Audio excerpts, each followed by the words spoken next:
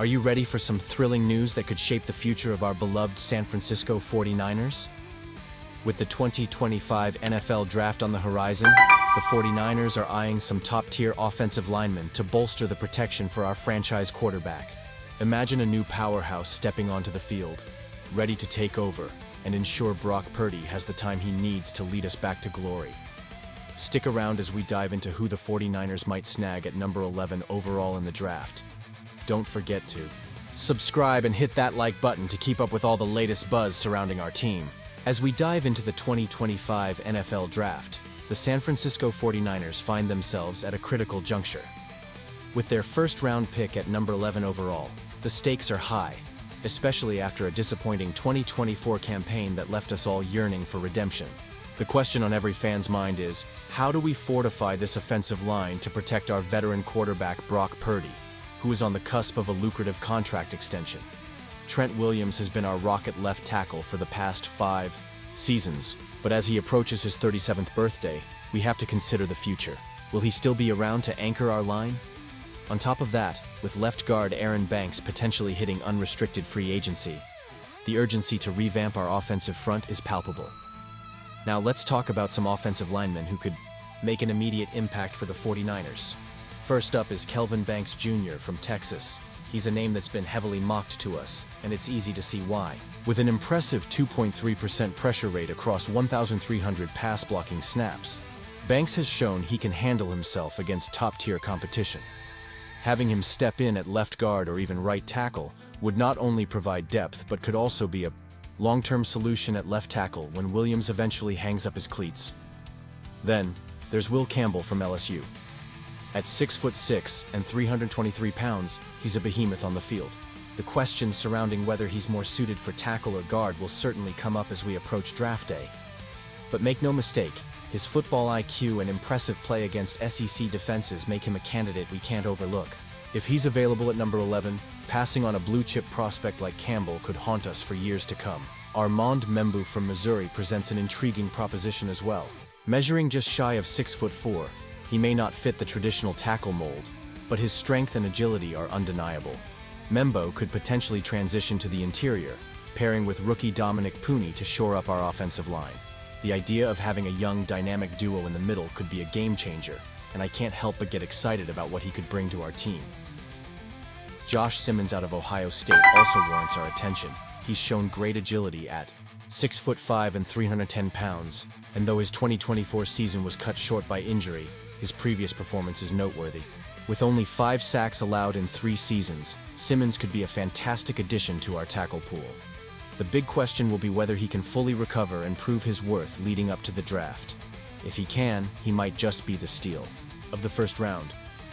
Finally, we have Josh Conerly Jr. from Oregon, who checks all the boxes for an NFL tackle. His ability to hold his own against high-caliber opponents speaks volumes about his potential. With only 2 sacks allowed over 3 years and a meager 2.0% pressure rate, Conerly could rise rapidly on draft boards, making him a potential target for the 49ers if he slides to us at number 11. So what do I think? Honestly, I'm torn. Each of these prospects brings something unique to the table, and it's hard to predict which direction the 49ers will go. Do we play it safe and grab a more polished player like Campbell, or do we take a chance on the potential of Membou? The decisions made in this draft can shape the future of our franchise, and as a passionate fan, I can't help but feel the weight of it all. As we approach the beginning of the new league year, the San Francisco 49ers are facing a pivotal moment, with several key players set to hit the free agent market on March 12th at 1 p.m. PST. The decisions made in the coming days could drastically shape the team's future. There's a mix of exclusive rights, restricted and unrestricted free agents, and I can't help but feel the weight of these potential changes. Looking at the exclusive rights free agents, we have names like D.L. Evan, Anderson and T.E. Braden Willis. These players, with fewer than 3 accrued seasons, are in a unique position where the 49ers can retain them with a 1-year minimum contract. From my perspective, keeping these young talents could be a smart move, as they have shown flashes of potential that could blossom with more experience in the system. Do you think this was the best decision? Honestly, I'm torn. While it's essential to keep developing young players, there's also the allure of bringing in fresh talent, from the draft or elsewhere. Now, when it comes to the restricted free agents, RB Jordan Mason and LB Curtis Robinson are on the board. The fact that these guys have accrued 3 seasons means they'll be able to test the waters. It's a tricky situation for the 49ers. If they extend the right qualifying offers, they can maintain the advantage of matching any offers these players might receive. But let's be real, losing Mason, who had shown promise as a versatile back, could sting. How do you feel about the likelihood of them sticking around? I want to hear your opinions down below. The unrestricted free agents list is where things get particularly intense. We're talking about major names like QB Brandon Allen, OL Aaron Banks, and LB Dre Greenlaw. Each player is in a position where they can explore their options freely. The loss of any of these guys could have significant implications for the team's dynamics. For instance, losing Greenlaw, who has been a cornerstone of our linebacking core, would not only impact our defense, but could also disrupt the overall chemistry of the team. Do we trust the front office to replace such indispensable players? And then there's the quarterback situation. With both Allen and Joshua Dobbs potentially looking for new homes, what does that mean for our depth chart? Are we confident in our current backup situation, or do we need to make a splash in free agency or the draft? This is a critical juncture, and I can feel the anxiety among us fans. The quarterback position is the heartbeat of the team, and any misstep here could set us back. Let's not forget about our offensive line. With players like John Feliciano and Jaylon Moore also entering free agency, we need to consider how this could affect our run game and pass protection strategies moving forward. The offensive line has struggled at times, and losing key contributors could spell trouble. It's vital to maintain a solid front to protect our quarterback and create lanes for our running backs. Moreover, the defensive front is also at a crossroads.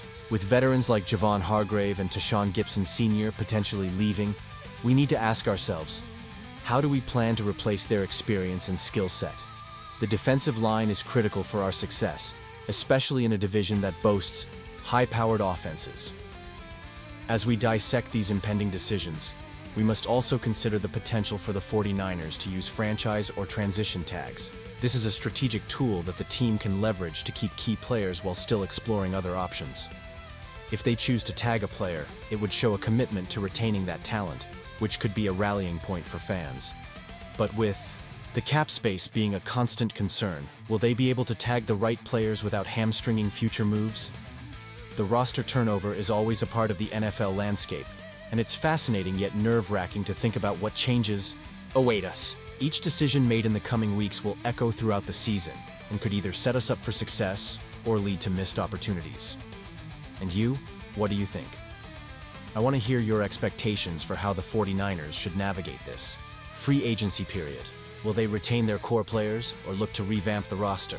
Let's discuss this in the comments because your voice matters. If you're as passionate about the 49ers as I am, don't forget to like, share, and subscribe to the channel to stay updated on all the latest news. And remember to activate the notification bell to get all the latest updates. Let's rally together as we head into this crucial offseason, where every decision could shape our beloved team's future.